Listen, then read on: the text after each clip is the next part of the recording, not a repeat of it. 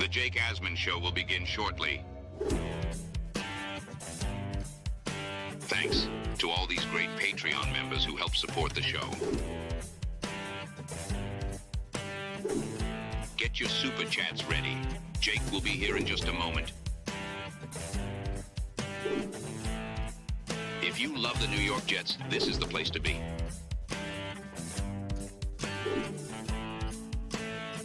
And now, the Jake Asman. The Jets bye week is underway. Let's talk about some of the big picture questions about the Jets' future. Robby Sabo from Jets X Factor joins us in his weekly spot. It is the Jake Asman Show, and it starts right now. Please subscribe and hit the like button below. Super chat, baby. Cut the line. Now it's time to talk all things New York Jets. It's the Jake Asman Show.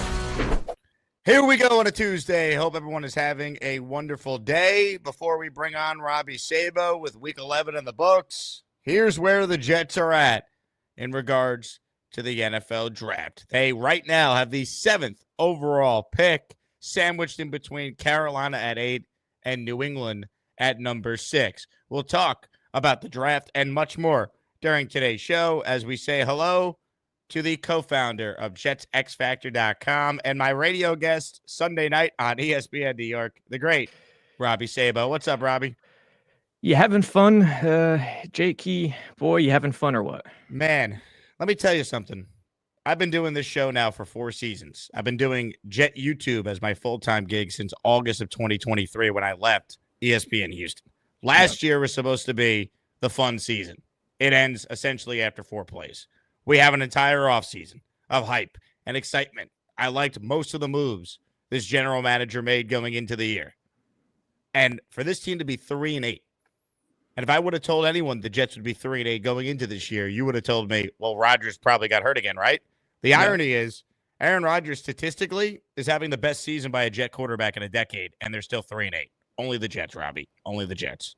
Yeah, we're me and you were of the same ilk, part of the same brotherhood, so to speak, in terms of independent business owners that deal with the Jets strictly. And grass is always greener. You look at the beat writers; they're employed by major companies. They don't have to worry about it. Independents like us, don't they make you question your existence at times, like your life decisions? Like, how silly was my mom and dad to raise me the way I am? Like that's what hits me in times like this. As our dear friend Joby would say, oh, the pain. And that's where we're at right now with this Jets team. I mean, you look at where they're at, Robby, 3-8 into the bye. What are some of the storylines you are looking at here down the stretch? Because while the season is over in regards to being a playoff team, unfortunately, it's not over because there's still 6 games left in the year. So let's start there. What I'm looking forward to, Knicks won last night. That's nice. Tibbs emptied the bench. Nice to see some of the young kids out there, Daddier and Kolek. But the rest of the way, I mean, as I told you, Sunday night, it's trying to be taking emotions out of it. The Arizona game versus the Colts game was completely different in this regard. They actually started to play for each other defensively and get the fundamentals right.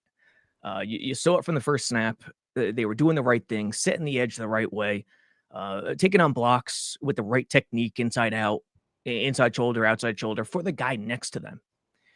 Unfortunately, it wasn't good enough in terms of coverage and some of the stuff we saw against Anthony Richardson, which was just awful. But the point is they continue to lose every which way. And as opposed to Arizona, which was the worst coached game I think I may have ever seen in my life, and that covers a lot of territory, they got a lot of the fundamentals and basics correct in this game, and they still lost. It's crazy. But that's this team, right? I mean, some weeks it's been the offense, some weeks it's been the defense, some weeks it's been the special teams. Beyond just the atrocious kicking from Greg Zuerlein, there's been other issues on punt return and kickoff coverage and dumb penalties. They're just a bad football team. Well, they were poorly coached with Robert Saleh. They don't have a coach with Jeff Ulbrich, unfortunately. Correct. And I mean, folks, I know we're looking for a reason why this season went south. The Salah firing is not one of. They came out in San Fran and got absolutely bodied. San Fran put him in a body bag, and San Fran has not started this season like gangbusters either. Then they go to Tennessee. They're getting run on all over the place in the first half until Will Levis throws the ball away. New England comes in Thursday night at home. Home teams on Thursday night always have an advantage. Jets, 2 of the 3 wins are at home on Thursday night, which is absurd. Well, you know why, right? They don't practice all week, and neither does the other team. So the Jets are built to not practice. You don't practice on a short week. Advantage Jets, baby. Undefeated on Thursdays. Correct. So it's just what I'm looking to answer your question in a roundabout long way. I'm looking to see which players care. It's simple, but when you break down the film, which players are actually attempting to do the right thing as opposed to trying to be a hero. And the Alec Pierce play down the sideline. I know everyone's getting on Sauce, and I understand it. He's taking a lot of grief. It was a Palms. It was a 2 read. So technically, Sauce did the right thing by reading the slot first, the outside second. And if the slot goes quick out under 5 yards, you're supposed to jump it. He didn't exactly jump it. He was caught in the middle. So the deep guy is technically Mills's, but here's the problem. It's the details. It's the technique. When you're in 2 reader palms, it's a variation of cover 2. And if you don't get hands-on and reroute that outside receiver to the inside to make it easier for the deep safety, you're not doing your job and you're not into the details. Also, pre-snap, why did Richardson and the Colts have a field day passing the ball? Because they're transparent, the Jets defense. Sauce is lined up, angled, ass to the sideline, and Richardson could see it. It's zone. It's zone. It's probably 2 read. So the details, that's what I'm looking for the rest of the way. Aaron Rodgers. Is it over for Rodgers with the Jets? It's tough. I mean, it's tough to imagine it not being over. The dead money is an issue, obviously. I could see a world where he comes back and it makes sense that he comes back, but it has to be specific. It has to be under a separate leadership in which they find the right guy to run the ship, and things have to change. So I could see it both ways. Right now, I would say he is back. Unfortunately, that's just me guessing based on what's happened. But more importantly, I'm not even. I know why people care about Rodgers, whether he's back or not. I'm not even worried about it. Any one player, Sauce, Rodgers, whatever. I think if you find the right person to lead the way, and you spoke about it, Woody being surrounded by the right people to make him or to help him make the right decision, that's what's important to me. And if you find the right person, all that stuff will get taken care of. Which players stay, which players go. It's interesting because I think the fan base is leaning. If I had to just place a percentage on it, just in informal interactions I get daily with this fan base, most probably would move on from Rodgers. But there are some who are arguing, "Hey, bring him back, draft the quarterback." I could go either way. I was pro bring him back before this game this past week. I don't care what the stats say.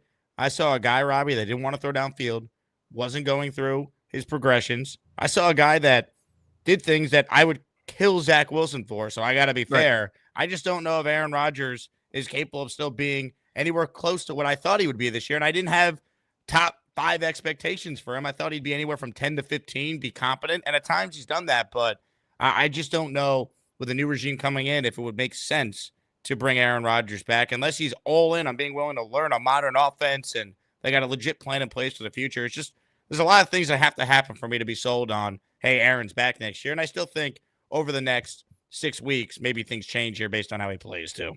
Yeah, I agree. I think your feeling on the fan base, what they prefer is right on the money. But notice this. This goes to Rodgers, throwing downfield. What's the thing that's missing this year as opposed to the previous few years is the talk about how poor the offensive line is. Right. He's got a decent offensive line, if we're being fair. Yes, I think they're better, one, but also, number 2, a great percentage of why that talk isn't there is because he's antsy. he's dancing. He's looking at the rush. He's afraid. I wouldn't say afraid to get hit, but he's too cognizant of injury and getting hit, and he's releasing the ball so damn quick before guys are even ready and out of their break that the O-line doesn't even become a topic.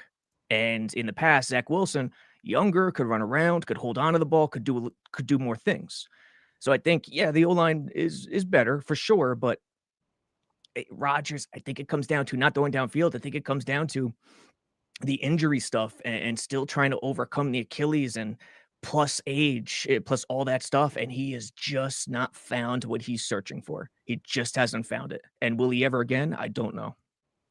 And that's really the problem, right? Like you look at what Rodgers could do going forward, and does it get better going into his age 41 and then age 42 at the end of next season? Like, I don't know.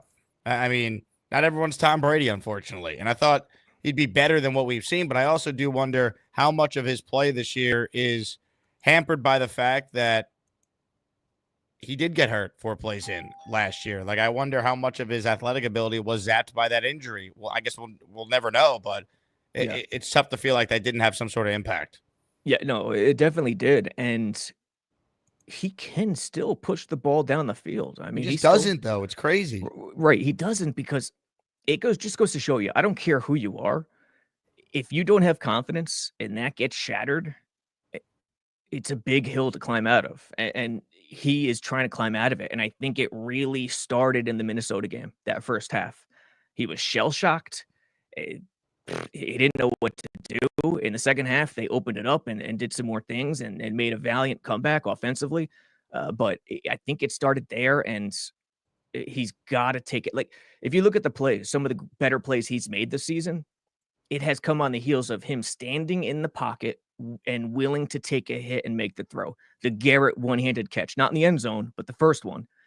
Why did it work? Because he held onto the ball for a tick longer than he usually does and stood there and took the hit while delivering the ball. That's what's missing right now. And he's got to look in the mirror and realize that. I just wonder, another year removed from the injury, could you argue it's a little better? I think it was Neil yesterday who made this point. He wrote it again in the chat here that, maybe the bye week will help him heal. And if we see a better version of himself post-bye, maybe he could look good down the stretch, and that could sway you one way or another. But I don't know, man. When someone kind of shows you who they are, believe them. And I'm at a point now where I've seen enough from this quarterback here where the 3-8 and the cap ramifications play a part in all this too. And, Robbie, there's a play I want to show you here. I saw this online from Jetcast here. Watch Devontae Adams here. All right. He's just middle of the field where he's jumping up and down, wide open. He's open. Exactly. Yeah. Like, watch this play. I'm not you. I'm not Fialco. I'm not a film guy. But I see this stuff here, and it drives me crazy because watch how much time Aaron had in the pocket. This was a predetermined read on third down. He's going to Garrett no matter what. Garrett's not even open. Yep. You watch. I'll play it a couple times here. You watch Devontae. I mean, he had time in the pocket. He didn't need to get this ball out as quick as possible.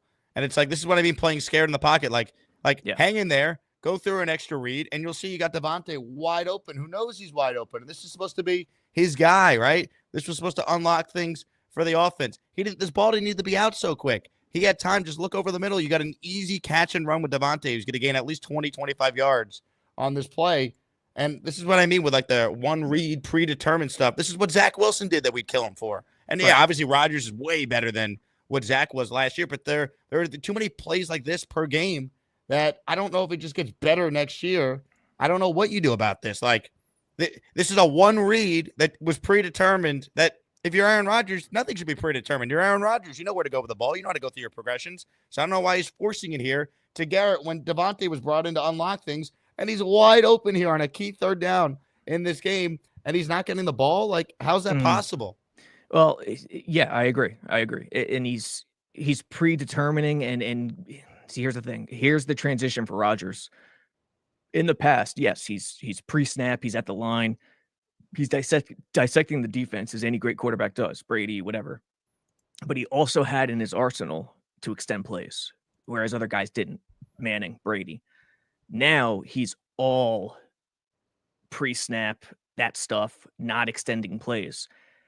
some plays can be predetermined, no question. Like the just the quick passes, that quick one to Devontae on the slot when he came out of the slot in the fourth quarter. Great play, predetermined, pre-snap. The problem is when you're reading the defense pre-snap, and if we had the end zone view, it's probably single high, one-on-one coverage on the outside. You trust Garrett to win, sure. But the problem is they're sitting on everything. And if they're sitting on everything and you don't dare them over the top, it doesn't matter if it's single coverage because they're sitting. And to not realize that, not think of that, that's the issue. And that goes into being antsy and being too trigger happy in the pocket, not wanting to take contact. Comments, questions, super chats. We'll cut the line. Reminder, if you want to support me during the dark times that is the rest of the season where the viewership goes, patreon.com/Jake Asman Show for just a cup of coffee a month, $5 a month. You can help support the show, get Discord access, discounts on merch, your name in the intro, bonus shows, and a heck of a lot more. Also, there are 3 home games left. Many season ticket holders, I'd imagine, are going to be donating their tickets. So if you're interested in getting tickets to any of the Jets' final couple games here, we will give the Discord crew, the Patreon crew, first access to that. So join the Patreon if you're trying to go to a Jet game for free down the stretch. We'll do our part to pay it forward and give tickets away to as many people as we possibly can. You know, as far as the next general manager, next head coach, that's going to be the big storyline. You and I talked about this on ESPN New York when I had you on Sunday night. Who's assisting the Johnson family with these hires? That to me is just as important as them picking the right people, because what's the process to pick the right people? And Gary Myers made a suggestion about bringing in a guy like Curtis Martin to help the next Jets regime. Your thoughts on that and just the process it's going to take to eventually, God willing, get these hires right for the Jets? It's I think the suggestion is a solid one. I mean, Curtis, from all I've heard from former players who played with Curtis, is that he was a different type of dude. Not in a bad way, but he wasn't, quote unquote, one of the boys. Like, he was sort of management class even at that time, if that makes sense. He was, I don't know how else to describe it. He was smarter. He was just a different type of cat. Maybe that makes sense. And maybe that's what Gary Myers is thinking, because yes, I mean, from what Myers is saying, Martin wants to get into ownership. He's got those ties to Bill Parcells. He's a smart dude. Maybe it makes sense. At the same time, it's got to be the right people and not one person. And I think Woody right now, the people that he does take advice from, it's two in the shadows. I think those people whoever he takes advice from needs to be front and center. And I think maybe that is the problem. Whoever it is, fans, if Woody really wants to try to rally the fans and, do right by the fans, he will be as transparent as possible. When Leon Hess hired Bill Parcells, threw his hands up in 97, he said, hey, even though Leon didn't interfere with the football operations, he said, hey, I've done it my way for so long and I haven't gotten it right. Bill Parcells, show me how to win. Show me how to win, and that's it. And Woody needs that moment. It's got to be hat in hand time for Woody. Throw your hands up. Tell the Jets fans, who have you been, not specific words, but who have you been taking advice from, and how are you changing?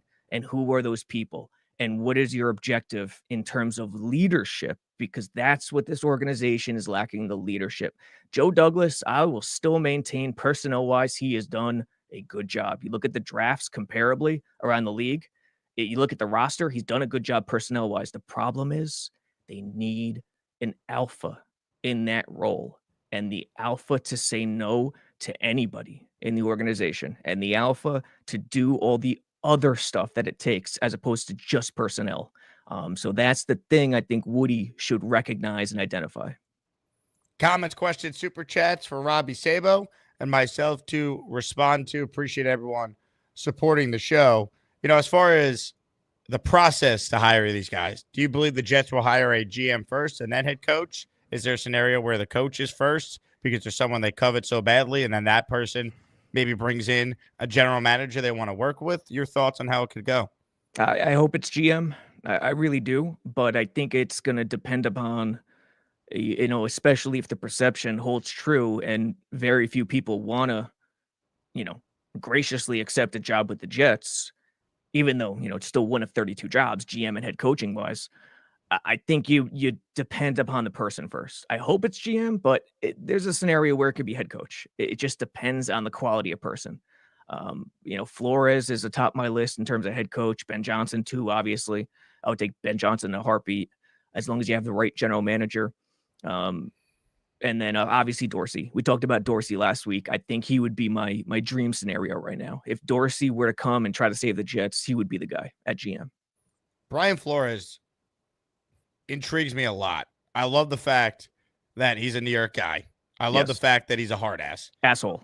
I love the fact that he has been a head coach before and had success and was abruptly fired for things that weren't completely in his control. I love the fact that he hates the Miami Dolphins. Yes.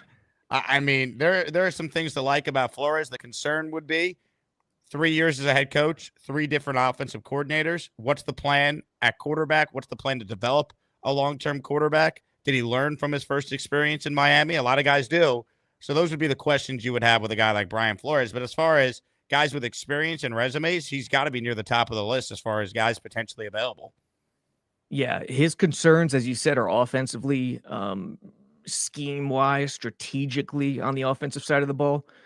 But I think he cures the biggest ill the Jets organization has, and that's accountability. And that's,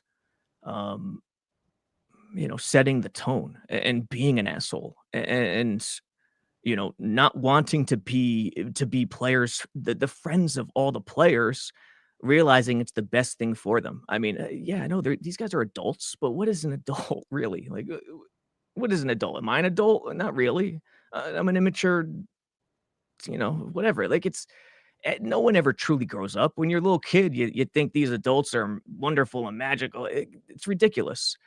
Everyone needs to be held to account. I don't care how old you are. So I think Flores, from his personality and the way he goes about things, he cures the biggest ills for this Jets team right now. Comments, questions, super chats. They cut the line. We'll mix in some calls as well as we're talking about the state of the Jets, which, if you've been living under a rock, is not great right now. Not great. State of the Jets. 3-8. Killed all Carl. The excitement. It killed Carl, and I'm sure they've had a couple of more murders along the way since then. Mr. Papa writes in, how the hell does this franchise stick for a decade and a half straight? Only the Jets. Well, it really is remarkable, right? Because if you look at it, even some of the bad teams around the league that have been overall pretty bad, like the Giants, they made the playoffs and won a playoff game 3 seasons ago. The Jaguars are really bad. They're in position again to potentially have the number 1 pick for the 3rd time in like 5 years. And they not only made the playoffs, but won a playoff game. Like, you look at all these teams around the league.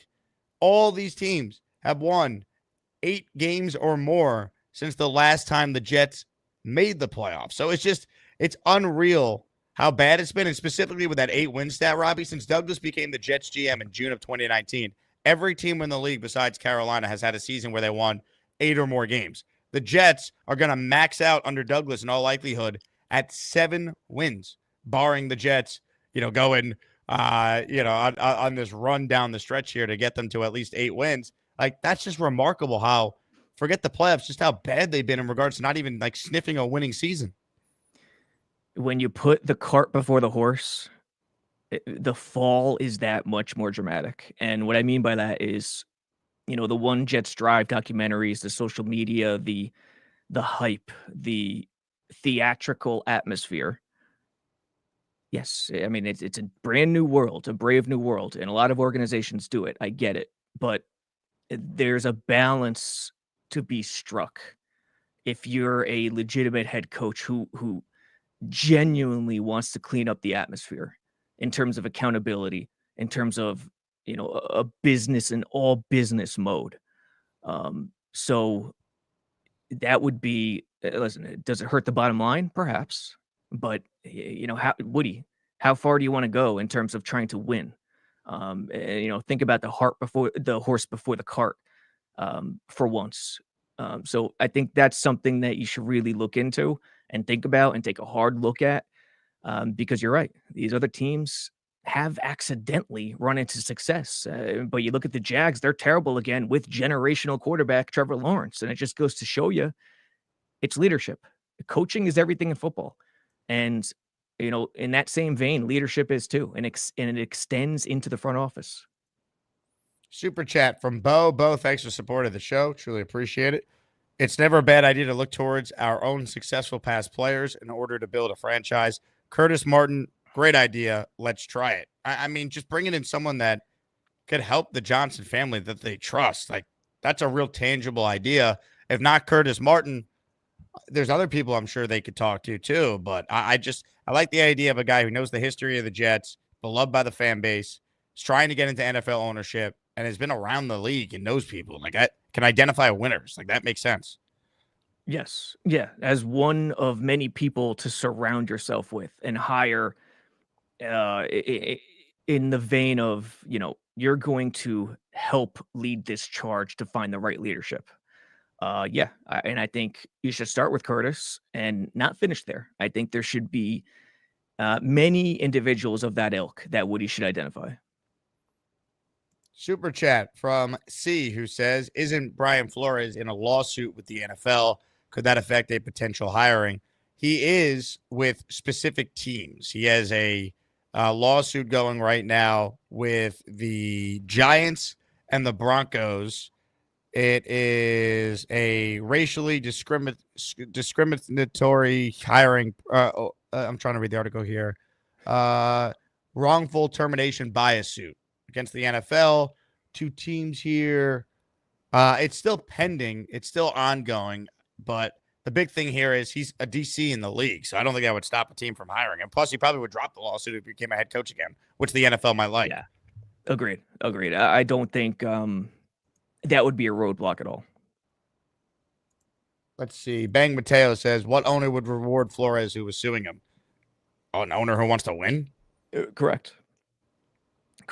An owner who sees, who recognizes how great a coach O'Connell is and the decision O'Connell made to bring him in. And you say, yeah, I mean, light bulb moment, hire the best leaders, period. Yo Home says Flores is trash. Should fit right in with team's philosophy. How's he trash? Yes, brilliant. The head coach for 3 years, and one of the years, the owner was telling him to lose on purpose, which he refused to do. The next 2 years, they overachieved and had winning seasons, and every Dolphin fan was shocked when he got fired. I mean, who's Minnesota? He was Mike Vrabel 2 years ago. There's always a surprise firing. 2 years ago, it was Flores. Last year, it was Vrabel. I'm hoping this year it's Stefanski, because then he'd be my number one option for the Jets. Stefanski. Yeah. Who's Minnesota's great, Hall of Fame defensive players right now? I mean, Harrison Smith, tremendous in his day, is a little over the hill. I mean, I'm not saying they're without talent. Of course they have talent, but I view Flores as a net positive to that unit. He's done a tremendous job there. So, if you want to think he's trash, go for it, but explain why. That's all. Yeah, I don't think he's trash. Trash is Adam Gase. Trash is what Saleh ended up unfortunately being. Like, come on. Yeah. It's explain why. We'll get into it. Tyrone writes in, the coaches need to show the film to Aaron and let him know he's playing scared. Why is his coaching staff so bad? Maybe Aaron needs a kick in the ass. Well, under any circumstance, Aaron's here next year. They need a coach that could hold him accountable and say, man, run the offense. Stop changing everything. We're running a modern offense. And if you don't like it, tough. That's what we're doing. Yeah. For how much Jets fans hate Brady, you got to respect him for this, that he would encourage Belichick to treat him as one of 53 instead of who he is. And, Rodgers, to a degree, did some of that. The pay cut, coming back, practicing with the team last year, doing all the right things. But I think there's a line there that he has not plowed down, and it lingers with players not wanting to disappoint him, and he's in a special class that it would serve him better to try to tear that idea down within the locker room. Let's see. Comments, questions, super chats. Keep them coming. This is a question here from Real Estate who says, who is today's Parcells that would be available, and is that an offensive guy? I think the closest thing to that is Vrabel, who's not an offensive guy. But what encourages me about Mike Vrabel is, one, the resume for sure. But two, he's also hired 2 offensive coordinators who then became future head coaches in the league. So he's had a ability to identify successful offensive coaches, which is something that some defensive coaches like Rex or Flores or some of the other guys we're discussing, they've had issues with in the past. What, Tony Sparano isn't Bill Walsh? Yeah, that was bad. Listen, I think Flores and Vrabel both. Flores is that dude too. I mean, I want a prick. You got to be a prick if you're the head guy. Sometimes you just have to be that way. You have to. And defense, offense, I agree with you, Jake. I mean, if all things are equal, I'd rather have an offensive guy as well in today's league. I mean, you look at Ulbricht's decision to go for it, not go for it on 4th and 2. You can't rely on your defense. I don't care how good your defense is. You just can't rely on your defense late in games in today's league. The natural progression, you're going to play softer and you're going to give up points. It is so difficult with these rules. And late in games, especially when the game integrity kind of opens up, it breaks and everything opens up, it's even that much more difficult to stop teams. And we saw it on the last 2 drives. So the offensive-minded coach would go for it most likely there on 4th and 2. But that's all things being equal. I'll take the leader first. I don't care if it's offense or defense.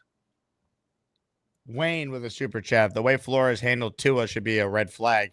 Yeah, I mean, Tua to me, like, that whole situation is a huge storyline in regards to, Flores and whether or not he learned second time around how to handle a young quarterback. He said he would do some stuff differently when asked about it. So, coaches make mistakes and they get better. And it's not like Flores was a disaster in Miami. They had winning seasons in 2 of his 3 years. In the first year there, they were tanking. It's supposed to be the worst team in the league, and they weren't. And by the way, Flores didn't want Tua. You know who he wanted? He wanted Justin Herbert, and ownership stepped in. Yeah, by the way, how did he handle, listen, I understand what happened between him and Tua, but I'd like the retort. How did he handle Tua so terribly is my question. I would love someone to answer that, because if you look at it now, does anyone trust Tua to stay healthy? No. So was he wrong? Now, there's no doubt, though, Tua's had success post. Sure. Flores being there with a real offensive coordinator. For sure. But was he really wrong in the end in terms of the final objective? Wanting a QB that's going to. I get it. Listen, I'm not trying to crap all over the argument. I don't think he handled it perfectly either. I just caution to not go too crazy about that situation. I think it's overblown is my point. Now, I despise most Miami Dolphins fans, but one of my good friends is a Dolphin fan, and I texted him for his thoughts on Flores. I'll read it to you. I think he'd have to prove he could work better with the offensive side of the ball, particularly with a young QB. What he did to Tua was flat out malpractice. He also could never figure out the offensive coordinator, fired and hired every year. So he'd have to have a plan for the offensive side. Preferable landing spot would be to have a veteran quarterback. He also needs to just be better with his players overall. People point to Tua, but they also had to get rid of Minka Fitzpatrick because he hated Flores. I think Flores also drove out Rashad Jones, who was a consummate pro. He's absolutely brilliant defensively, and he overperformed record-wise. He would just need to have an offensive plan and prove he could be a sustainable leader that isn't going to drive away these millennial pro athletes who take coaching differently than athletes a decade ago. Yeah, fair. I can't argue with anything he just said. I mean, that's a hell of a writing job, too. I mean, good job by him. MiamiXFactor.com. You want to hire my buddy? There we go. I once actually created a logo for Dolphin X Factor, but that was trashed quickly. No, it's fair. All fair criticism. I think what Jet fans need to realize is there's no perfect hire out there. I don't know if there's anyone they could hire that universally the fan base will praise no matter what. Correct. And instead of looking at the individual in terms of perfect, they got to look at how the individual fits what the Jets need.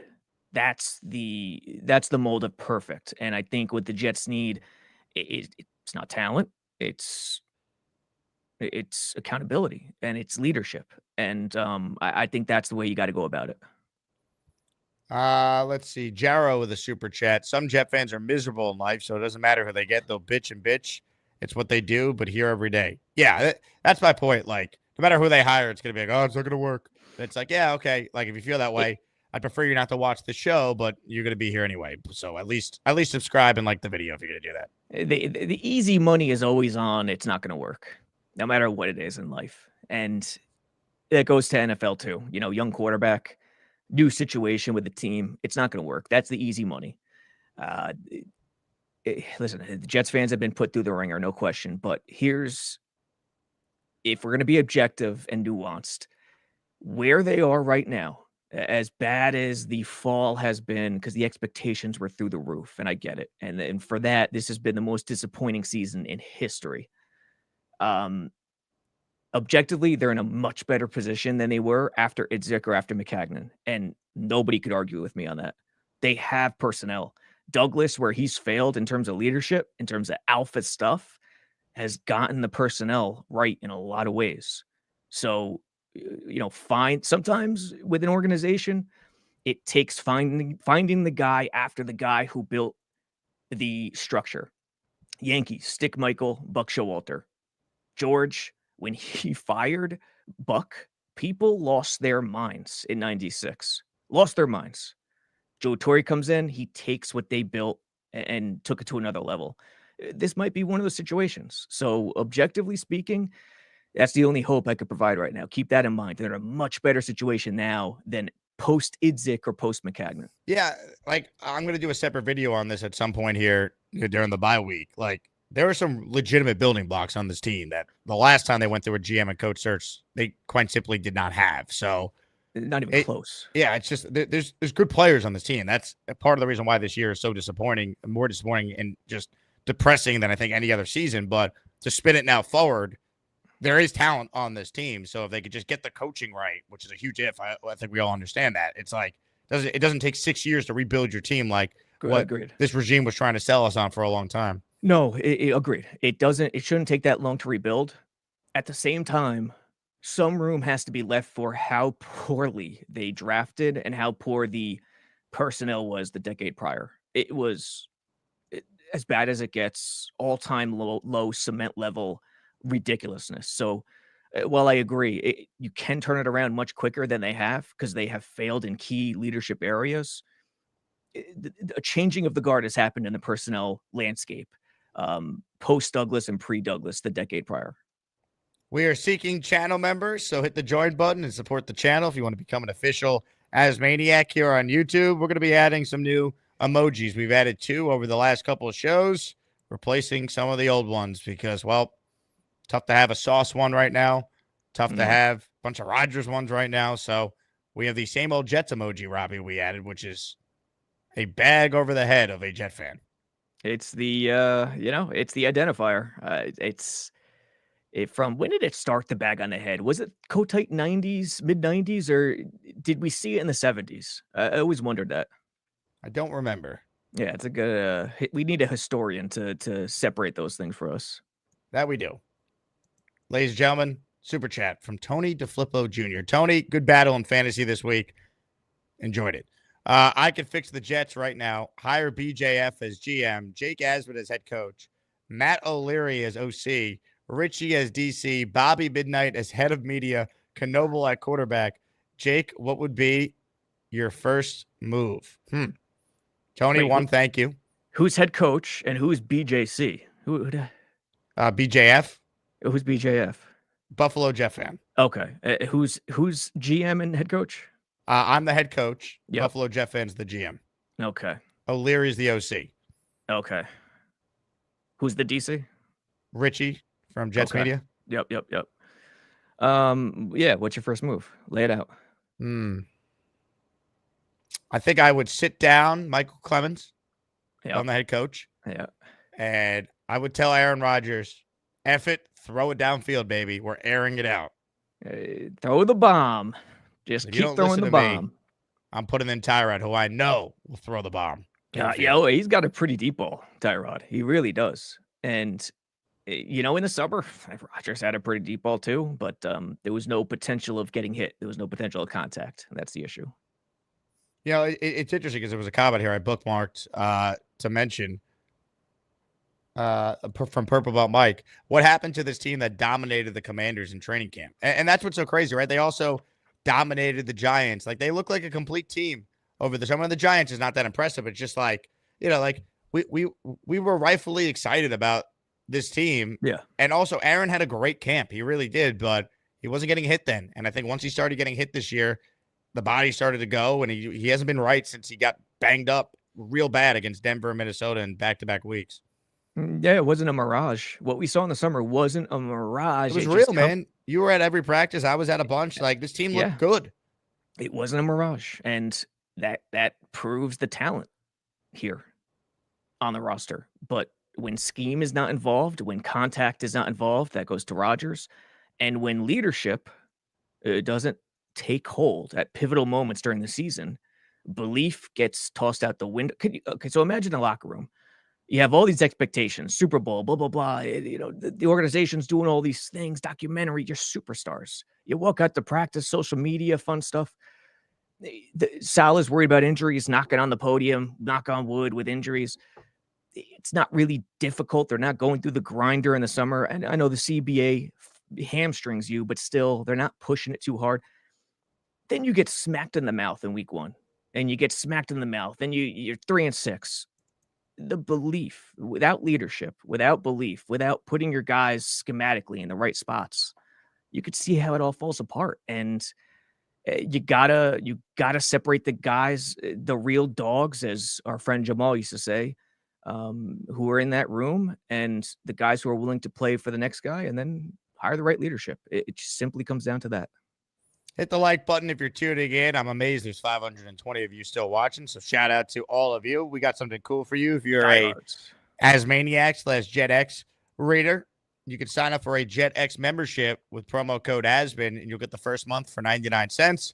So support Robby and the team at JetX if you like independent jet coverage that is fair and objective. JetXFactor.com. There's a reason why we have Robby on every week. We have Fialco on every week. We have Blewett on the show a ton. Ripka, Nania. We love the team over at JetX.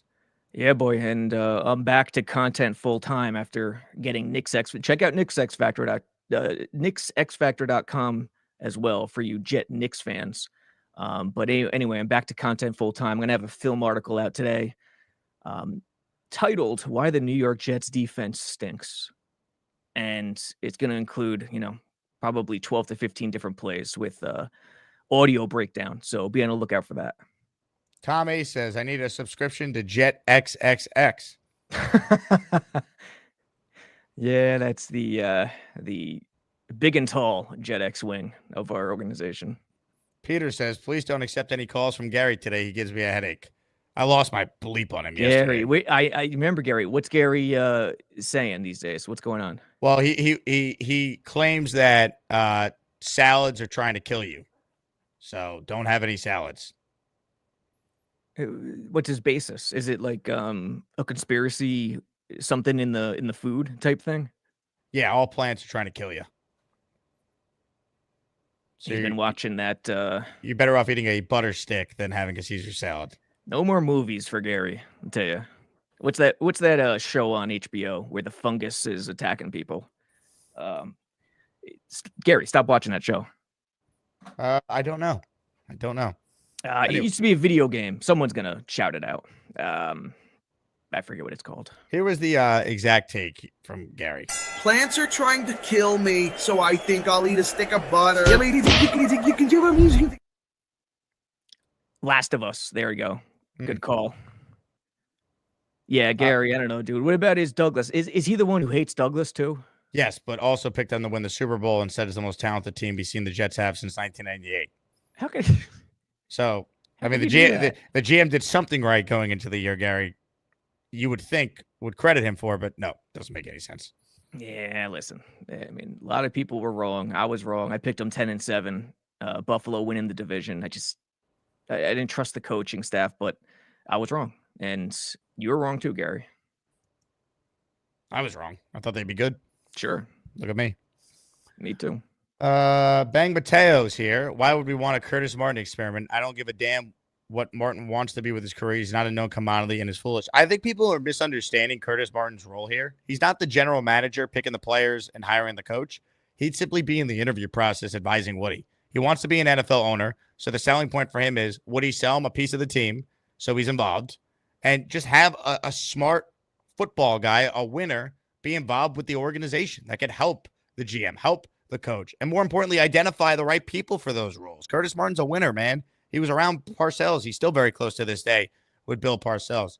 Those are the type of people that should be helping Woody Johnson. You know, like when you defer to Charlie Casserly and Ron Wolf, you end up with Mike McCagnon and Todd Bowles. Well, you know, when you let Christopher Johnson be influenced by Peyton Manning giving a phone call, you end up with Adam Gase, right? And then this whole thing started when you're firing Gase, you're bringing in Douglas, and you're just delaying, you know, the rebuild here because no one's on the same timeline. So, like, that's what we're talking about. Curtis Martin, a guy who could help the Johnson family hire the people in charge. He's not the person in charge. He's not qualified to be a GM or coach. That's not what we're saying here. It's why is Woody and Chris qualified to hire a GM and coach? They failed too many times just because they own the team. Like, that doesn't mean they're going to be good at it. So the whole point is to help them by bringing in some football people who can get it right, which is all what we want at the end of the day. Yeah, and look, it's okay. I know football. I was talking to a beat writer, a Jets beat writer, the other day. I know football. You know, I could break down the film, but there is a lot I don't know about the intricacies of the league,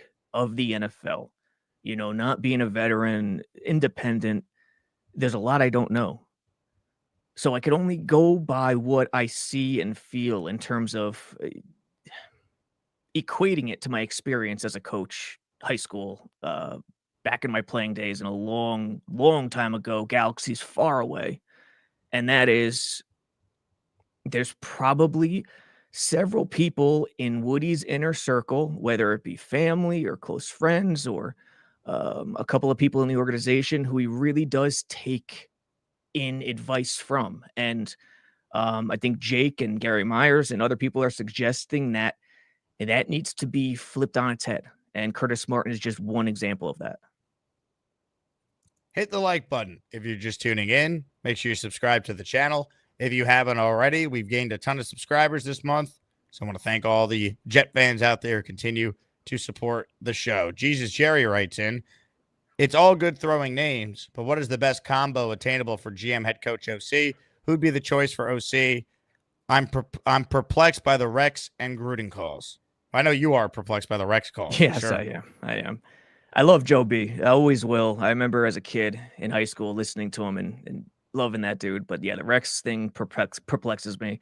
Gruden too, to a certain degree.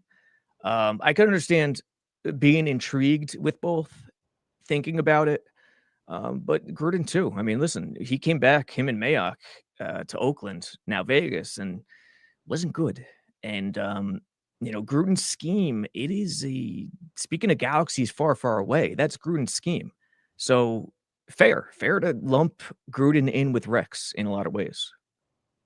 What's the best combo for GM head coach OC? I mean, for me, it's general manager Ray Agnew, head coach that's a good call. Ben Johnson, offensive coordinator Josh McCown. I'm rating the Lions, right? The Lions have Agnew as assistant GM. His son is a coach or scout right now with the Jet organization, so maybe it's attractive for him to come here. The head coach, you take Ben Johnson, who for once the Jets get the top offensive guy and try it that way. And if it doesn't work, at least you're not trying with a first-time defensive coordinator again. And then OC-wise, Josh McCown has connections to the Jets, and he has a great relationship with Christopher Johnson. They paid him $11 million to do nothing but be Sam Darnold's mentor in 2018. So I know McCown loves the Jets, and he's a guy who could be the OC, right? But Ben Johnson would be the play caller. But McCown goes from quarterback coach, gets a promotion. He's the OC. The issue with McCown might be if you actually did get Ben Johnson, he's probably who Dan Campbell would promote to be the OC to replace him. But you got to try. I mean, this is just the best combo, right? This is like, I don't know how realistic this is. It's probably not going to happen, but it's not crazier things have happened than those three names I mentioned. Yeah, no, Agnew's a good call too, with that connection and former Patriot, if I remember correctly. How good would that be? You know, former Patriot taking the Jets back to prominence. I'd be down with that in a heartbeat, what you just laid out. Let's look at his background here. Agnew played for the Pats, from 90 to 94. Giants, 95 to 96. Panthers ended his career on the Rams from 98 to 2000. Then as an executive director of pro personnel for the Rams from 17 to 20. Assistant GM of the Lions from 2021 to now. So he went with Brad Holmes, who came from the Rams. Holmes took him from the Rams with him to Detroit. So not good bad. track record. And 10th overall pick in 90. Despite what all the Jets fans think with this lovely gray hair of mine, I was a little too young for 1990 to remember that time. But yeah, man, he had talent as a player too, which is interesting that he's been pretty good as an executive in that regard. Steve with a great comment here. The Commander started with Bob Myers, right, the former GM of the Warriors, in charge of the hiring process for GM, head coach, and the coordinators. Yeah, Bob Myers had success, obviously, in a different sport, but he can identify winners, and seemingly it's worked for the Commander so far with Dan Quinn getting another shot, and Cliff is the OC, and obviously the rest is history. They hit on Jane Daniels, and now they're a legit playoff team. Yeah, and Dan Quinn. Has there been a more overlooked coaching candidate than Dan Quinn in recent memory? I mean, he took the Falcons. He did a lot of good things, yet everyone overlooked him and kind of tossed him away as a retread. I know, I did. I don't know. The blowing the Super Bowl just left such a stink on my thoughts on him, but he's done a great job, so you got to tip your cap. Yeah. So, I mean, as Jets fans, let's expand our horizon in terms of those possible candidates, in terms of identifying them. Who are they? I don't know yet, but it's a good thought to think of. So if you look at what the Commanders did, Rick Spielman, who's the former GM of the Vikings. Yes. They were also, so Myers and Spielman were both hired as consultants to help Josh Harris, the Commanders owner, search for a new head of football operations and head coach. That's the type of stuff Woody should do. I'll give you another name here. I'm going to text this guy today, see if I can get him on the show, because I had him on Super Bowl week, and it was one of my favorite interviews this year. I'm drawing a blank. Thomas Dimitroff. We were just talking about Dan Quinn with the Falcons. Yep. Former Falcons GM. He's in media right now doing some stuff for a couple different media companies. That's a guy that I would definitely, if I'm Woody, get on the phone, maybe bring him in as a consultant. Yeah, it's a good call. He built solid team there. So that's another one. Absolutely. I think the more names we mention, can't hurt. The better it could be. Let's see. Super chats. We'll continue to cut the line. This one's from Neil. Robby, thoughts on Spagnuolo with a fired coach as the that's fired, who's offensive minded as the OC. So Neil called in yesterday. He wants Spags as the head coach. Yep. And he wants like Brian Dable or Doug Peterson as the OC. Dude, I love Spagnuolo. And it's a good shout out because I have not thought about that. My immediate thought is I don't think Spagnuolo would do it because it feels like, and I don't know this for certain, but it feels like he's content where he is, and he's content as a DC. I don't know that to be the case. He would like to be a head coach again, though. I did ask him that. I asked him it when I had him on the show after the Super Bowl last year. I was wrong. You taught me something. If that's the case, then I mean, it's intriguing. Yes, he had a rough go of it in terms of head coach, but I think he's the best DC in the game right now. So I know he's made of the right stuff. How hard is he? I don't think he's a pushover by any means. So that is good job, Neil. That's got me thinking.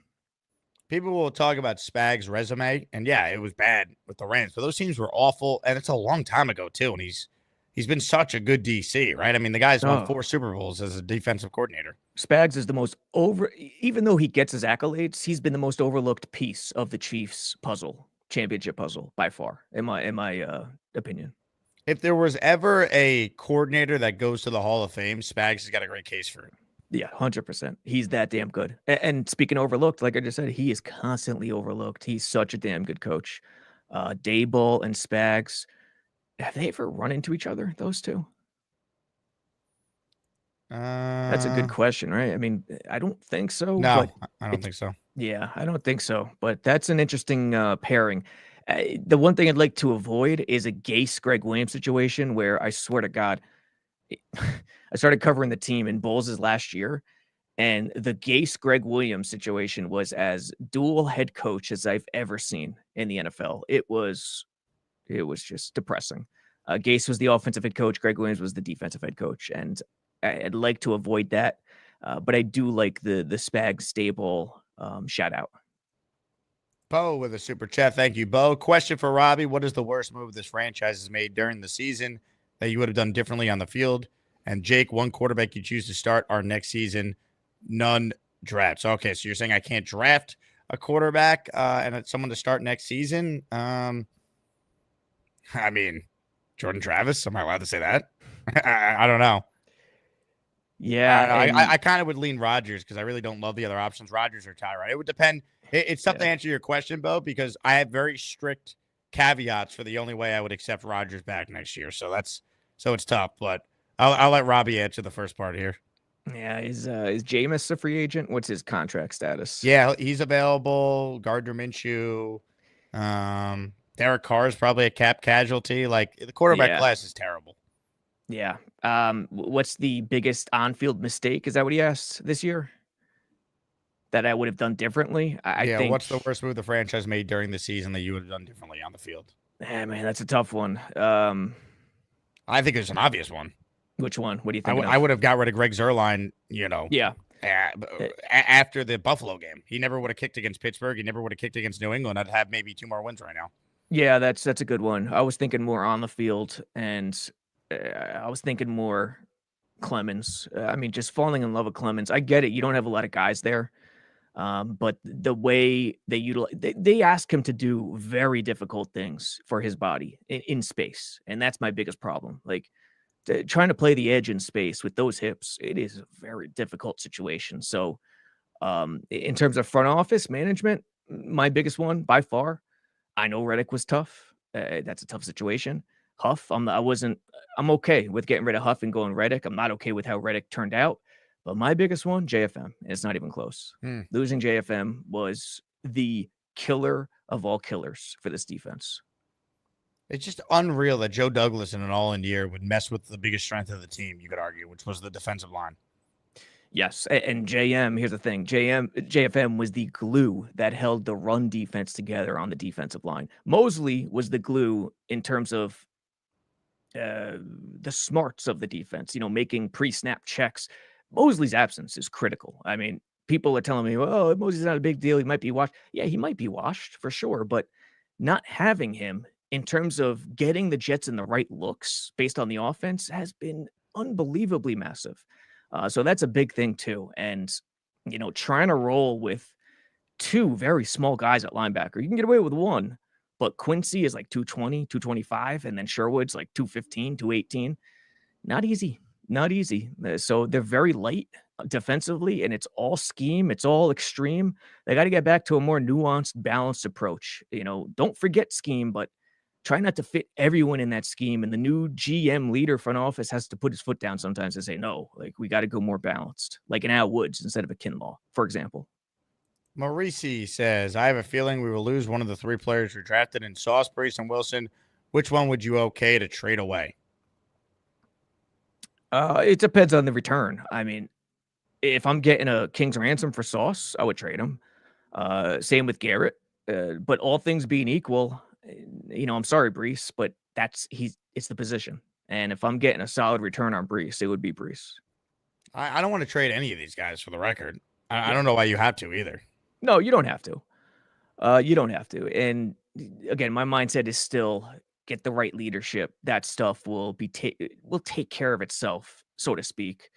But yeah, I wouldn't be looking to trade any of them because Sauce right now his trade market low. Yeah, like why would you? I mean, if you play fantasy football, you're not going to trade a guy where his market's low, and then so no, I wouldn't be looking to trade any of them either. No way. The 1996 Jets were 1-15. Correct. Parcells comes in, they went 9-7 with a very similar roster. You can't tell me very similar. Yeah, you can't tell me this team is not talented. So with better coaching, I bet you Sauce gets a lot closer to what he was his first 2 years next year. I bet you Brees and Garrett have monster years in better situations for the entire team. And by the way, Garrett's having a big year anyway. So yeah, for sure. And Brees has still been very good. I don't think it's been, maybe what we thought necessarily, but I think some of that's because they don't use Brees the way he needs to be used properly. I mean, it's very frustrating. I mean, I thought it was very telling that Brees said to the announcers that he's never the primary target in any pass play unless it's a screen. Like, that's crazy to me. He's arguably your second best receiver. Yes, and the mismatches you can get defenses into if you start lining them up at wide receiver and with Braylon in the backfield, some good stuff there. There's some good possibilities that you could roll with if you go that way. So I agree. I mean, going down that route, I think would be, a very good thing for Downing and company. Let's see. This one's from Tom Ace, who says, how do you feel about Scott Pioli? So funny enough, I used to be a huge fan of Pioli back in, the Pats heyday. Because he's Italian? not because of the Italian, but I thought he was buttoned up, did a good job. I still think he did a solid job, but that charm, it faded away based on the rest of his career. So what's he been doing recently? I don't even know. Where is he? I think he's with the NFL Network. He's still with NFL Network? Yeah. I would I don't think I would consider Pioli seriously right now. Maybe as a consultant, Maybe. Yeah, maybe. When was he with the Chiefs? Him and Reed did not overlap, I don't think. Correct? Scott Pioli was with the Chiefs as their GM from 2009 to 2012. No, he got fired, and then Andy Reid came in when they cleaned house. Yeah. So, yeah, he's from not Washingtonville. serious. He's a New York guy. He's from he's from outside the city. Yeah, it's a great suggestion for sure. Someone to think about, but I'm sort of lukewarm on the idea right now. NYC Jet for Life. Will Lazard be back this season? I'm pretty sure he should be coming off IR after the bye or one. I'm trying to remember. He missed the game. They misdiagnosed his injury because then they put him on IR. So yeah, trying to think. 4 weeks. Should it be after the game, after the bye? I think so. Let's see. He was Alan Lazard. When did he get hurt? He got hurt in the Steelers game. He was placed on IR. This is what it's come to. Looking at Alan when he's given the Jets Week 12 bye, he could be back at the early. Yeah, he can't even play till the Dolphin game on December 8th, so he won't. He's not even available to play against Seattle. Yeah, great. I will say the offense has not been as good without him. I mean, it's amazing, but it's true. No, it's true, and maybe it's because of Lazard's speed. He's not the quickest guy in space, a little lumbering, and maybe him and Rodgers have that connection in shorter spaces, shorter throws, shorter attempts. But yeah, he would boost the offense for sure by coming back. Snowball says, Robbie, how does NYCFC get their own stadium in Queens before the Jets or Giants? Yeah, I don't know. But how about that? Moving from Bronx to Queens. I know they haven't exactly been established like the Giants and the Yankees, Polo Grounds and what have you. But yeah, it's interesting. I don't know. Hey, the West Side Project, for those old enough to remember, it was I'm not going to say it was close to happening because Dolan and company did their thing to help make it not happen. But Woody tried. He'd certainly tried. Comments, questions, super chats, cut the line. Robbie, you have time for a couple quick calls? Yeah, let's do it. All right, ladies and gentlemen, on the Gusbuster hotline right now, we say hello to this guy.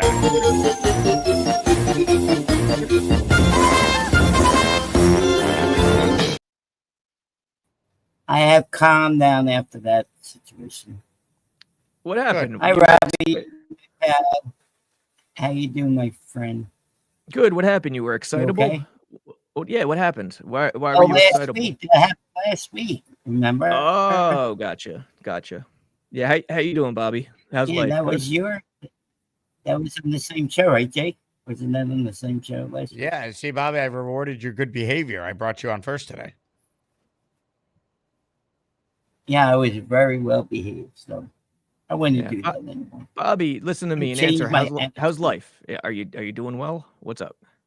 My life is good. December 1st, November 30th, I'm supposed to get kidnapped to come down to December 1st game, so I'm okay. I don't know what you just said. I just missed my old channel. I miss my old channel. You miss it? How come? My new channel. Because this month I would have, in about 2 more days, I would have been making money. But then the knucklehead just got rid of my channel. So Who did? came on my show.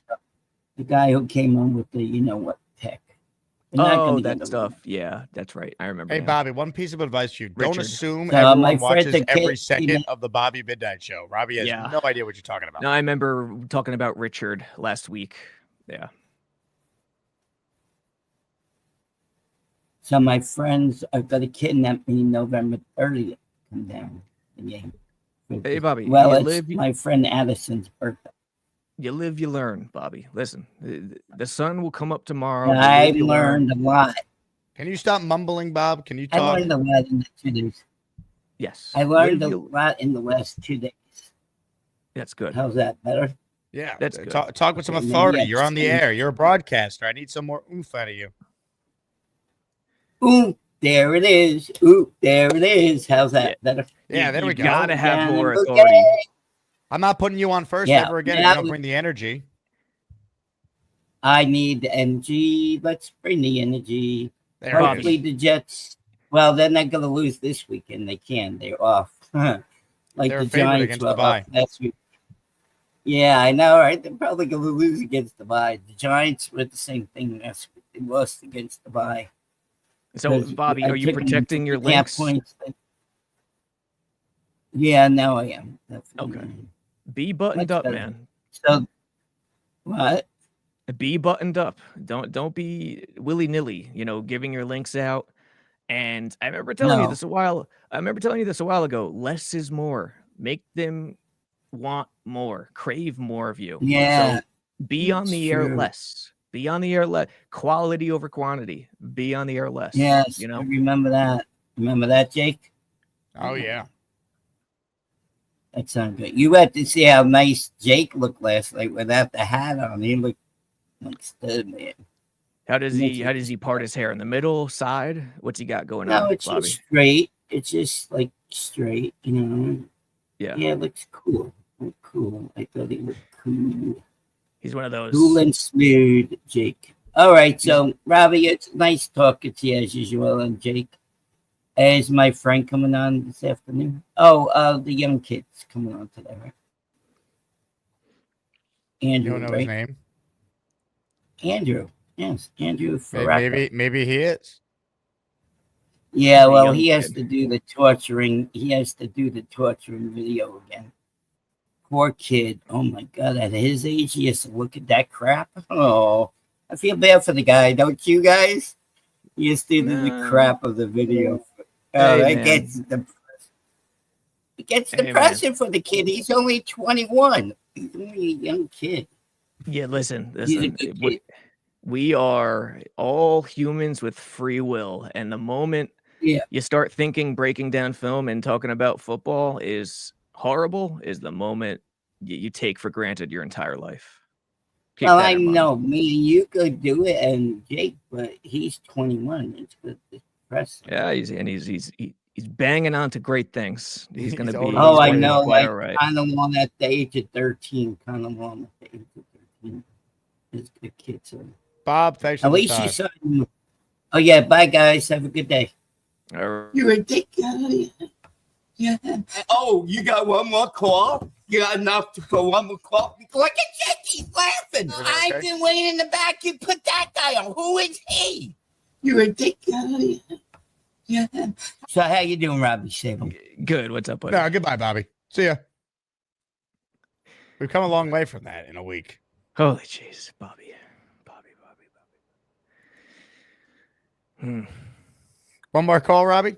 Let's roll. Let's do it. Ricky NY and his tremendous internet will close us out. Then I'll Oh. stay on for the rest of the calls. So load them up. Hello, Ricky. Hey, how's it going, Jake? And I had never considered the Curtis Martin idea, but I actually like that. The thing that Myers floated. It certainly couldn't hurt to have somebody like that advising Johnson. And man, after the way this year has been, like I think back to like when I was a kid, there was this reporter that asked John McKay, like, what do you think of your team's execution? And he said, after the way they played I'm in today, I'm favor all of it. for it. Yeah. Yeah. And after watching the Jets this year, man, does that quote really hit home? Yes. Man, this has been such a year. And man, I just I don't know where we go from here, but Robby, I wanted to say thank you so much for pointing out about Mosley not being out there and the difference it's made. Like I was just talking last night about that. I think that's something that has been really overlooked with the way that this defense is playing. The other thing that I wanted to bring up is, I know the offensive line has not been good, which certainly doesn't help. But I know we changed our running scheme this year, and in hindsight, do you think that was the right move, being that our production seems to have dropped off at times? I don't think it's been that much of an issue. I think the bigger issue is trying to get the O-line to gel within a short period of time. And you look at the best O-line in the league by far, it's Detroit. I mean, they have talent and they've been together for a while now, and they're a machine. So yeah, there could be something there with the variation in what they're doing this year as opposed to last year. But I don't think it's the biggest issue. Right. Yeah. I mean, I don't know. It's really depressing to be sitting here talking about, how we need to fix offensive line again.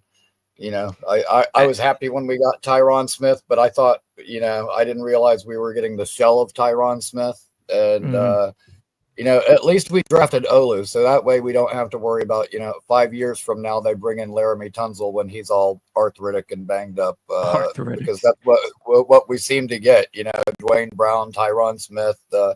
Thank God we at least have a left tackle for the future. But yeah. Part of building it, the way Detroit has, is drafting guys on a yearly basis. And you're going to miss some, you're going to hit on some. It's just the way it is. But from 2011 until Joe Douglas took over, they had not drafted a first or second round O-lineman. You can't build an O-line that way. Not drafting a first or second round O-lineman in a decade. So listen, at least they started the process. Right. Yeah. I mean, yeah, that was a good thing. We drafted one in the first last year, but I completely agree. And, hey, it might not be sexy, but I would just completely load up on O-line next year, and a defensive tackle.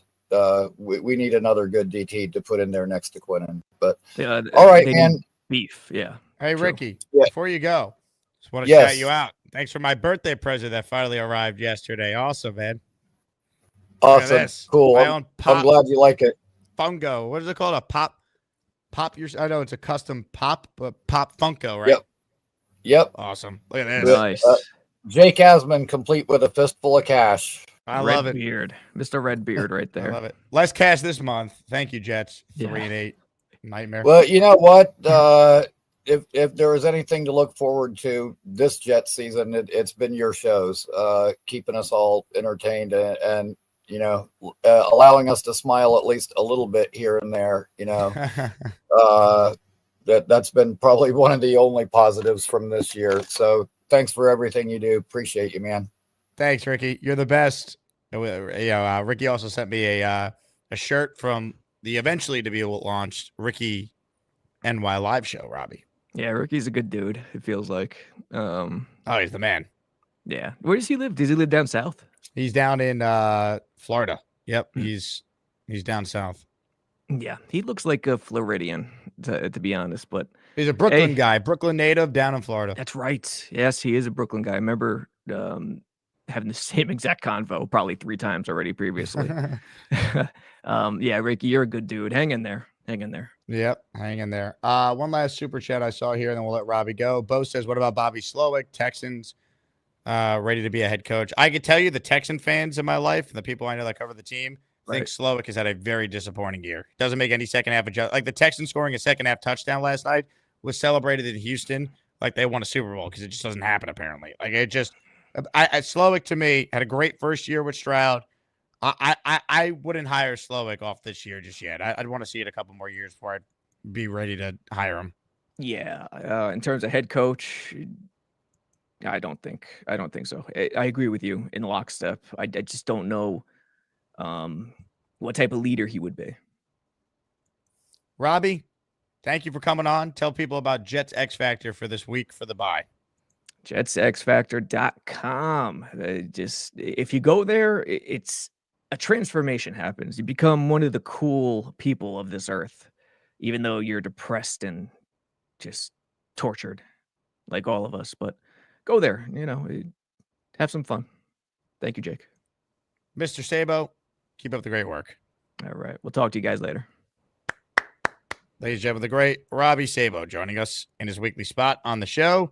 Comments, questions, super chats, they cut the line. We're presented by Underdog Fantasy. Underdog still rolling with an awesome special right now where new customers can deposit and get up to $1,000 in bonus cash. And guess what?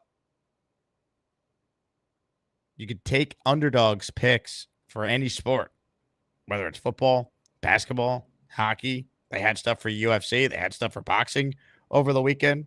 So check it out. Deposit and get up to $1,000 in bonus cash. Get your Underdog picks in. Promo code Asman. Support Underdog as our sponsor. They've been with us now for well over a year. Bang Mateo writes in, Slowick and D'Amico just at the quarterback lottery, nothing more. I think D'Amico has proven to be a decent head coach. But yeah, I mean, certainly a lot of it is they hit the quarterback lottery. I can't say you're wrong, Bang. Honestly, it's not one of your worst takes. I mean, they lucked into Stroud, too. They wanted Bryce Young. It just shows you how hard it is to evaluate quarterbacks. That the Texans have this magical year a season ago, getting out of the abyss from how bad they had been. And the guy they wanted was not Stroud. They wanted Young. They settled for Stroud. Think about that. Sometimes you'd rather be lucky than good. The Commanders, if they could do it over, they obviously would stay with Jaden Daniels. But they wanted, if you gave them truth serum and said, hey, you could have Jaden or Caleb going into the draft last year, they would have picked Caleb. And I'm not saying Caleb is a bust at this point. I think he's in a really tough spot. We'll see if he can get out of it. I don't think the Bears put him in the right position, keeping Eberflus going into the year. I would have hired Harbaugh in a second. But some of it is just luck. You never know. Larry Romano says the offensive line has been 10 times better than last year. Yeah. And look, people won't want to hear this because we're supposed to be negative and say the Jets will suck forever. But I got news for you. One of the selling points for this job next year is that you likely have 4 of your 5 offensive line starters in place. I went back and watched Olu's film. He had a pretty good game. I thought the one penalty they called on him was a ticky-tacky call. He looked pretty good for a guy making his starting debut at his natural position. And also, you have decent building blocks that you're starting with. I mean, most NFL teams that have openings probably don't have 4 fits of their O-line in place. And honestly, I'd re-sign Morgan Moses. You could draft someone that could sit behind him, right, in the mid-rounds. You could find a right tackle in the draft on day 2. But bring in Morgan Moses, bring him back for his leadership, his toughness, and some continuity, right? Imagine the Jets have the same 5 guys year over year on the offensive line. When was the last time that happened for the Jets? Probably got to go back to 09 and 10, right? Or actually 09, Faneca retired after that year, I'm pretty sure. So it was a different combo.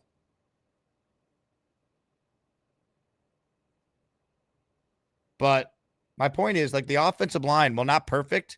I don't think they're properly coached, but they've been better because I think there's talent there. I think Tippmann is clearly a building block. AVT's here for at least one more year. Olu, I'm excited about. And I think Simpson's been probably the best move Douglas ironically made, and that was one of the more questionable moves we thought. Who's this John Simpson guy? Is he a product of just playing next to Ronnie Stanley and being in the Ravens offense? He's really good. He's been a top 10 guard this year.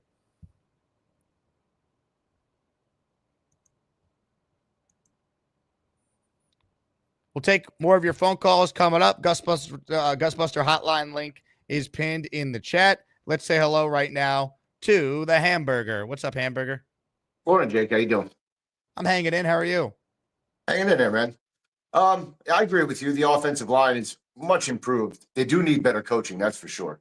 But for me, I want to make sure that this organization is taking it seriously. So I do like the idea of taking in a Curtis Martin, a Pete Carroll, or even a couple people to be consultants or to lead maybe football operations. Washington just did it with 2 consultants to help them hire their GM and coach. Like that, Curtis Martin would be perfect in that role. I don't understand why people would be against bringing in an all-time Jet who has relationships all over the league to be in the interview process with Woody. Like, we don't even know what type of questions Woody's asking. Correct. Curtis Martin would ask the right questions. Correct. And he's not going to have control over player personnel or anything like that. It's just a solid football mind for Woody and Chris to turn to and to bat some ideas off of and get some perspective from him. But listen, for me, this season's still got to play out. I hope and I pray, I think you think that Joe Douglas is gone. I was going to ask Robby Sabo that. Do you think no matter what, he's gone? I need that for my head to even move past this season because he's gone. Of course he's gone. Yeah. How would he be back? Because the only reason you're talking about a Rex Ryan, the only reason you're talking about a Gruden or a McCarthy is if Joe Douglas is back. Other than that, I don't think any other GM is going to pick any of those 3 guys. I really don't. And for me, for the GM, I like it, John Dorsey. I really like John Dorsey. I mean, there's a couple other names. I don't know if Mike Borgani is going to be available this year either from the Chiefs. I do like Ray Agnew. That you're right on that. That would be awesome to get him. But, and for me, my coach is Vrabel. I think Vrabel fits here perfectly. I think he'd handle the media very well. Him coming out with that cigarette in his ear. He just, I think he'd be a good fit for this organization. I really need to see them take it seriously. I don't care if Aaron's back or here. Either way, he can come, he can go. I really want to move on. Aaron's got to either adapt to the new offensive coordinator and the new updated scheme, for nowadays NFL, or go. I love Aaron Rodgers. I like him as a person. I still watch him every Tuesday. But at this point now, I could care less. I'm ready for this organization to start over and hopefully do it right this time. I mean, that's what we all pray for. Hamburger, Nope. I don't know if that could have been said any better. You got to hire the right people, and you're no longer deferring to what Right. Rodgers wants because you're all in with what his ideas are because you tried it his way. It didn't work. If he's here next year, he's viewed as a bridge until proven otherwise. And Correct. You're no longer tailoring your coaching staff to running the system he wants. It didn't work. He's here running a modern offense, or he's not here next year, which is why I don't think he's going to be here next year. Yeah, I agree with you. I think that would be the smart thing for him to back away. If Joe Douglas is here and Aaron Rodgers is here next year, we got one more year of pain to deal with this crap, and then the whole franchise folds back under, and we start off looking for a quarterback and coaching and everything else, and we're just going to be putting Band-Aids on shit. I just really hope that they take this year seriously. We have a building blocks in place to move this franchise along and become making the playoffs. That's just 1 year. It's been forever, so listen, you guys have a great day, and I'll talk to you guys later. Hamburger, I appreciate your call as always. Ladies and gentlemen, the great Connie Carberg's watching the show. Great summary on the offensive line. Connie, you're the best. Woody should be bringing you in as a consultant to be in those interviews. First female scout in NFL history, bleeds Jets green. Connie would ask the right questions, identify the right candidates for a coach and general manager. That's what Woody needs. He needs to surround himself with people who can help him, not people who will tell him what he wants to hear. Bo has gifted 5 channel memberships. Bo, you are the man. Thank you for supporting the show during these dire times. Ladies and gentlemen, this is for Bo. Ready? Everybody mute yourself. Mute yourself. Light of dawn's early light. What so proud that we hail? We're so gallantly streaming, and the rocket's red glare, the bombs bursting in air, gave proof through the night that our flag was still there. Oh, say does that star-spangled banner yet wave for the land and of the free and the home of the brave. Yeah. Hell yeah. Yeah, baby. Tremendous. Thank you to Robert C. for the assist. If you hear your name called, these memberships are from Bo, NYJ Dave, Broadway Scott, Sean Cora, and Honey Dukes, all receiving channel memberships. Welcome, welcome, welcome. There is no one on the line right now. So if you want in on the conversation, now is a great opportunity to be a part of the show. Taking a look at the NFL draft order here. I showed it at the top of the show. Jets picking 7th. It just shows you how many bad teams there are in the league, right? I mean, seriously. Look how many teams have 2 wins right now. It's wild. And this is before the results, I guess, of actually no, Dallas is 3-7. They already had their bye.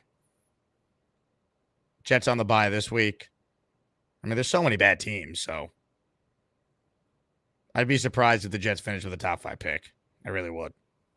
It'd be un-Jet-like to finish in the top 5. Let's be real. Chances are they're going to finish anywhere from 7 to 11.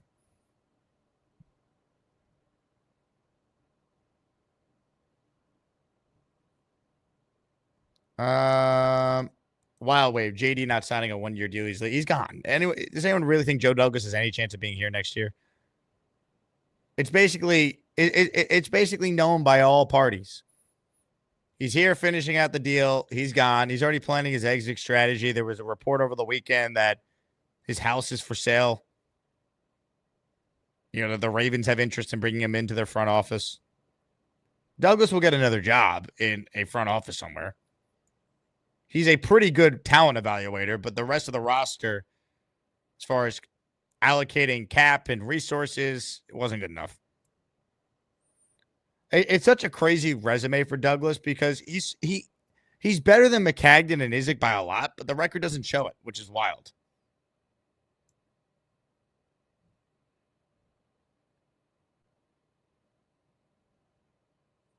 Jeremy writes in, dumbest fans in the world can watch that game and still think Rodgers is not washed. I mean, he's not, when you say washed, he's clearly not the Aaron Rodgers of old.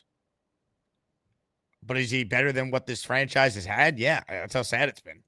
You know, if you project Rodgers' numbers out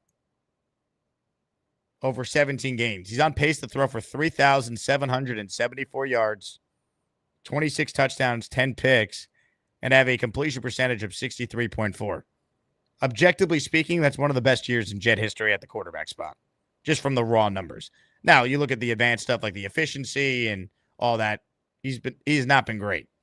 But it just shows you how stats, one, don't tell the full story. But if you told me those would be Rodgers' numbers at the end of the year, I would have told you the Jets won 11 games and made the playoffs because I would have thought the defense would be great. Special teams would be what they've been, elite. Zerline would be awesome. They'd win games because of that. We're not going to turn it around by next year. A-Rod completely insignificant to the future of the team. What coach is coming here? I think a lot of coaches would come here, actually. It's 1 of 32, man. You're paid well. It's generational money.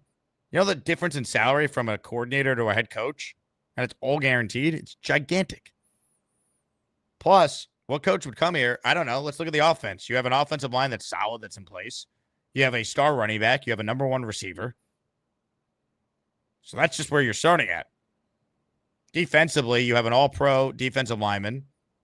You have 2 Pro Bowl edge rushers in Jermaine and now Will McDonald. You have an all-pro linebacker in Quincy Williams. You have a Pro Bowl slot corner in Michael Carter. You have a Pro Bowl corner in Sauce Gardner. I mean, there are way worse rosters you'd be inheriting. Now, why you wouldn't come here? Concerns about ownership potentially. Aaron Rodgers, are you forced to keep him if you want to move on from him? Sure, but if you say to a coach and GM, hey, you have full autonomy to run the team the way you want to run it, I don't think it's a bad job. I really don't. Maybe it's not the most attractive job, but you have cap flexibility, even if you move on from Rodgers. Like if the Jets really strip it down, right? Move on from Rodgers, move on from Devontae. They could have $80 million in cap space, and they have all their draft picks going forward. This is not the Browns who mortgaged their future for Deshaun, and he's the worst player in football, right? It's the worst contract, worst trade ever. The Jets have their first-round pick this year, their second-round pick this year, their third-round pick this year, their fourth-round pick this year, their fifth-round pick this year, their sixth-round pick this year, and their seventh-round pick this year. But, Jake, didn't they trade a third for Devontae? They had two of them. So, I don't think it's that bad of a job. I know people don't want to hear that, but I don't think it is.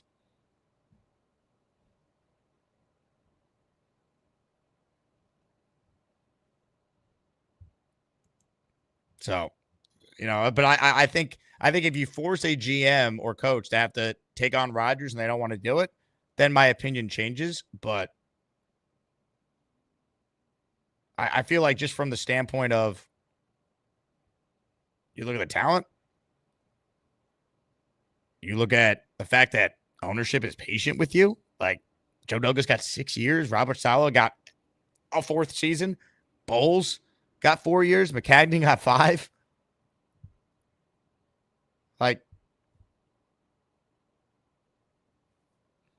I don't know, man. I watched the Texans turn it around in a year. Commanders turning around in a year. Lions turning around in 2 years.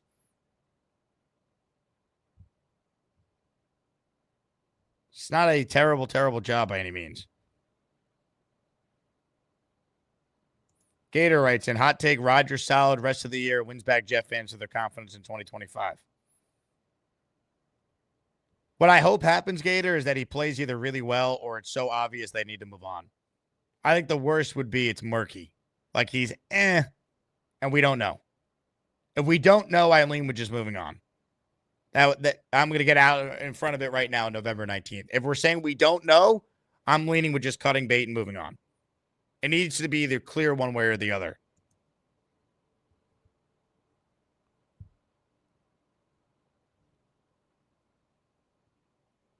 Brandon says it's not a bad job. It's a good one. Look, when you compare it to some of the other openings, I mean, I don't think it's crazy to say. Jacksonville's a mess. Cleveland, if they fire Stefanski's a mess. You're stuck with the Watson deal. And then you're going to not be able to fully, even if you bench him, you're not going to fully be able to build out your roster. Vegas is a mess. All these jobs are open for a reason. New Orleans is a mess. Dallas is a mess. There's talent, but you got to deal with Jerry. I mean, Cincinnati would probably be the best job if they fire Zach Taylor because you got Burrow in place. I mean, I don't think Tampa's going to come open. Chicago might be the best if you love Caleb, but what if you have doubts on Caleb?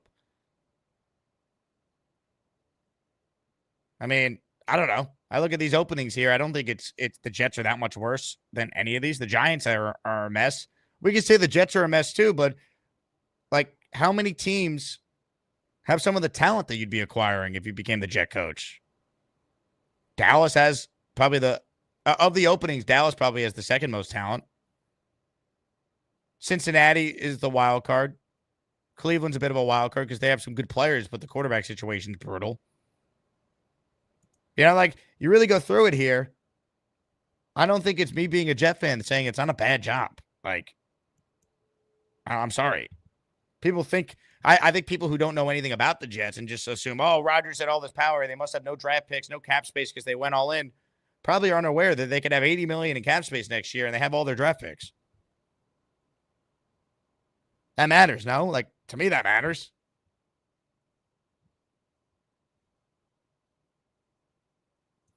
Jets chaos. What GM or coach that's reputable is coming to work for an owner that's pulled the crap Woody has pulled this season? I mean, Woody could easily say, "I've never done that before. I just knew I just knew that we were incompetent and we needed to make moves." You can explain it away by saying Joe Douglas got to be here for 6 years. 6 years. He finished out his contract. He could say Bowles got 4 years, McCagnon 5. They didn't fire Gase in season, and that team was 2-14.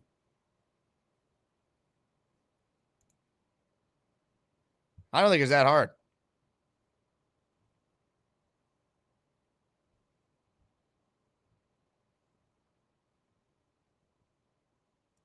Wild wave. Can't wait for the season to be over. We're going to get some serious tea. I agree.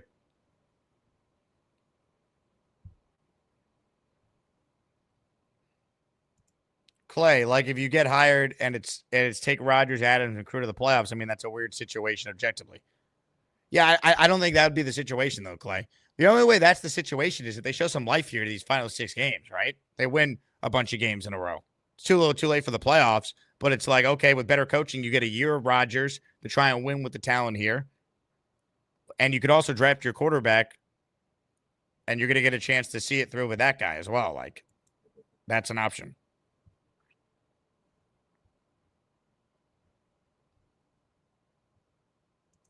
Tom, Vegas going to fire Pierce, you think? That's all the rumblings, right? They brought in Brady now. He's going to have a role in helping them hire the right people.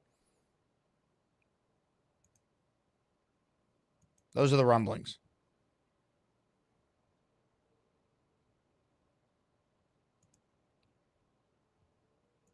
Chip Kelly coming back to the NFL. I doubt it. Ralphie with a super chat. He cuts the line. Thanks, Ralphie. This roster with a competent staff is in a wild card spot. Yeah, this year they could be in a wild card spot. Right? I know Rodgers has not been what we thought, but let's not act like you didn't give him a chance to win this game this past Sunday. The Patriot game in Foxborough. The Buffalo Bills game at home. The Bills might be the best team in the conference right now. And guess what? Jets had them beat if Greg Zuerlein wasn't awful. Let's be fair.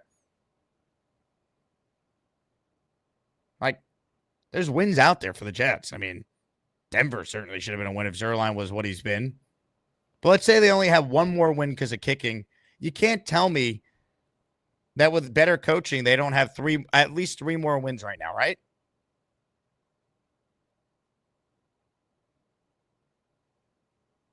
Like, just give the Jets the win against New England and on Sunday against Indy and give them one win with Zuerlein not being the worst kicker in the NFL before they finally cut him.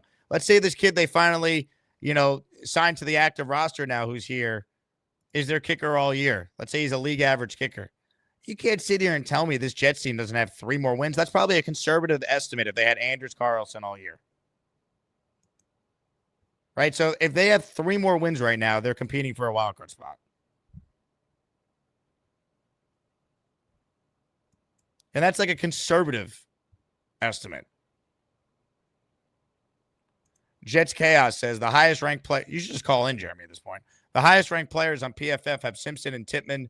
Build on that. Fashion, it will be fine. The holding penalty was soft. Yeah, I mean, most teams that are hiring GMs and coaches probably don't have an offensive line that's not bad already in place. Just saying. John says McDonald's not good. Overrated. He is good. He's very good, actually. That's ridiculous. Jets have a lot of problems. Will McDonald's not one of them.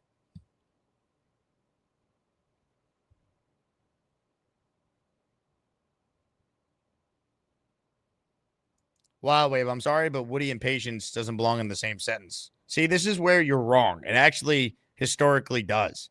Woody Johnson has never fired a coach in season in 25 years till this year. Once again, patience, Joe Douglas got 6 years. Robert Saleh got 3 straight years with a losing season. He has shown patience. Rex got 6 years. Bulls 4. I mean, let's not pretend like the Jets have made rash decisions in regards to firing people too quick. It's been the opposite, actually.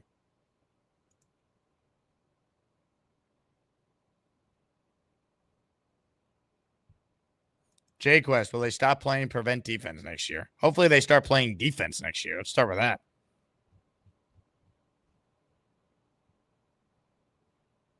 Connie writes in, Leon has fired Pete Carroll after 1 year. Yeah, that is something Woody has never done. And everyone wanted them to do it with Gase. I guess that was Christopher Johnson, but still, just lump the Johnson family together, right? Because they're going to be, assuming Woody gets some sort of ambassadorship again, he's going to be the one handling the day-to-day.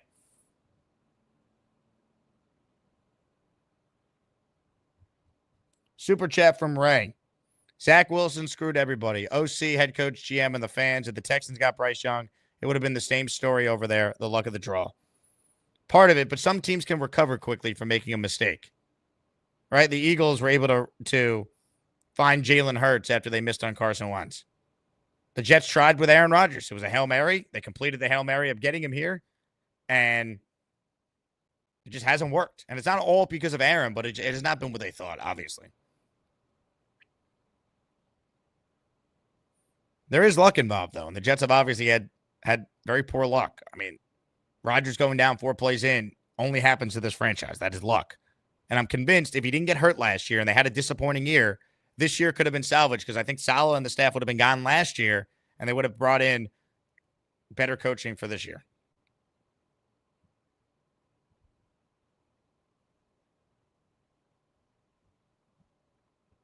That's the reality. Ladies and gentlemen, hit the like button if you haven't already. Support the Patreon if you want in on the Discord. Patreon.com/Jake Asman Show for just $5 a month. You can help support me. Plus, if you sign up for the year, you'll save 15%. Appreciate everyone who joins the Patreon to help keep this show rolling. Discord access, name in the intro, bonus shows, and a heck of a lot more. My name is Jake Asman. We'll be back this afternoon. The film review with Fialco should be a doozy. We're gonna get into Aaron Rodgers specifically. Can it be fixed? Is it salvageable? Do they have to move on no matter what? These are some of the questions I have for Fialco going forward. Ladies and gentlemen, my name is Jake Asman. This has been the Jake Asman Show. Enjoyed Bobby Midnight's latest call to Sports Talk Radio in New York City. Bob in Vermont. Bob, what's going on? Yeah, Remy, remember me? I don't remember you. I'm sorry. On Jake Asman Show. Oh, Bob! Of course I remember you. Yes, Bob. How you doing, man? You came on the Jake Asman Show. You are one of the exceptional callers who call into that show. And so Jake was kind enough to have me on as a guest this week. If you don't know, Jake Asman is a big content creator for the Jets. He does incredible work on the Jake Asman Show. And you call up all the time. I knew I recognized the name Bob in Vermont. Bob, how you doing, man? Good. I want to do something special for your dad, okay? Okay, I can't wait for this. I do that on Jake's show all the time. Okay, what's your dad's name? Ito. It's Ito, Hebrew. I want to sing Hebrew, happy yes. birthday to you. Are you going to sing happy birthday right now? Yes. Go for it. If you don't mind. I love this. Please. Okay, what's his name? Ito, still. Ito. Or Dr. Lavi works. Maybe that's why he's disappointed. Okay, I'll do Ito. I can't remember that other one. Ito's good, right? Yeah, perfect. Okay, I'll sing happy birthday to Ito. Go ahead. Okay. Happy birthday to you. Happy birthday to you. Happy birthday to Ito. Happy birthday to you. Bob, I love you. Thank you so much. That was incredible.